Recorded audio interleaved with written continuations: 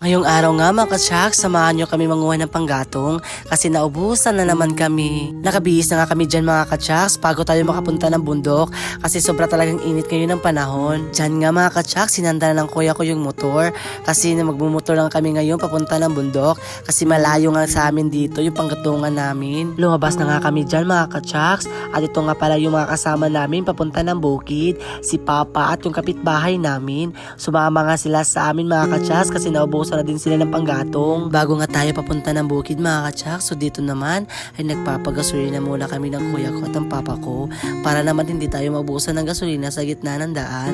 Huy! Nakisama nga sa amin yung panahon mga ka-Chaks, so kitang-kita nyo na naman kung gaano kainit dito sa amin. Ito ngayon nakakaganda dito sa probinsya mga ka-Chaks, marami ka talaga mga tanawin na makikita dito at malalanghap mo din yung mga simoy ng hangin.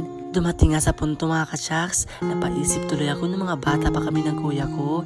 Wala nga kaming iniisip na kahit anong problema. Ngayon habang tumatanda na kami, dito na namin na-realize yung mga problema. Sabi ko nga sa Panginoon, Lord, habang tumatanda kami ng kuya ko, ikaw na lang yung mag-guide sa amin patungo sa magandang landas. Bago nga kami pumunta ng bukid mga ka-Chaks, so dito na nga ipupunta na muna kami sa kapatid ni Papa kasi maghihiram kami sa kanila ng sundang para gamitin mamaya sa panggagatong.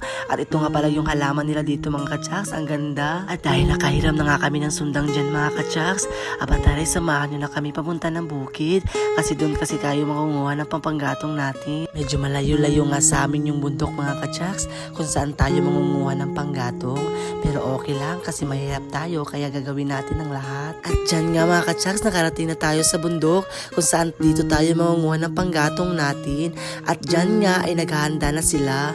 Plus ko lang sa inyo mga ka-Chaks, yung papa ko dyan, siya pala yung papa namin na sobrang supportive simula pa ng mga bata pa kami. Talaga nandyan talaga siya kung ano yung mga problema namin. At dyan nga mga ka-Chaks, natuwa ako sa kapatid ni Papa, talagang sobrang supportive niya. Sumama talaga siya sa amin sa panggagatong.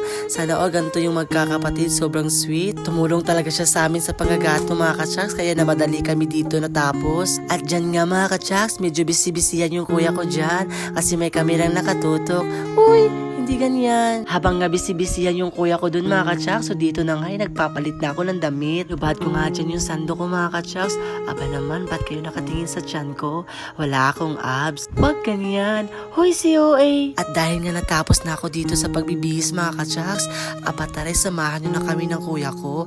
So kukunin na pala namin dito yung mga natapos nila Papa sa pagpuputol na kahoy. So dito na nga ay kinukuha na nga namin para kami na naman mamaya ang magtatapos ng pagpuputol nito. Sabi ko nga dito sa kuya ko, tiis-tiis na muna tayo kasi hindi tayo mayaman, at least pero nakakaraos tayo sa pang-araw-araw. At dyan nga mga ka-Chaks, pinuputo na nga namin ng kuya ko yung kahoy para may mauwi na kami mamaya. Sobrang init pala dyan mga ka-Chaks, pero nagtitiis lang kami ng kuya ko kasi ganito talaga yung buhay, tiis-tiis lang.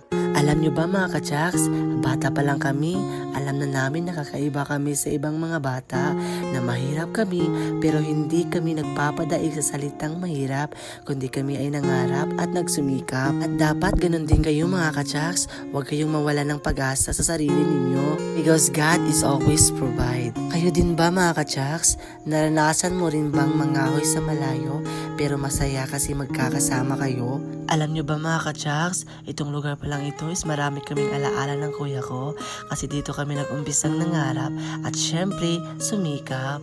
At dyan nga mga ka-Chaks, nilagay ko na nga yung kahoy dito sa sako para mauwi na nga namin to agad-agad. At dyan nga mga ka-Chaks, natapos na kami. So dito na nga is pauwi na kami. So dito na muna nagtatapos yung video natin mga ka-Chaks. I love you all. Bye-bye!